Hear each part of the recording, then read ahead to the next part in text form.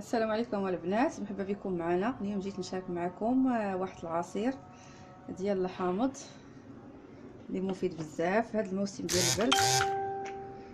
فيتامين سي. عندنا حامضه مقشره، حامضه كبيره مقشره وفيها شويه ديال القشور ديال الحامض. عندنا السكر حسب الذوق.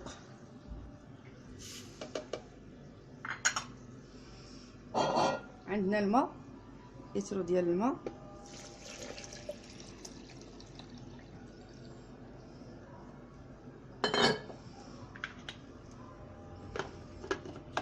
نطحنو ومن بعد نصفيه.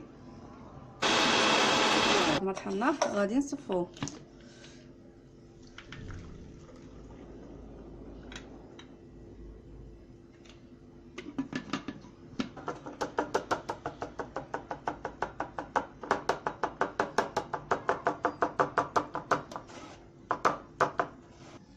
دابا العصير ديالي وجد.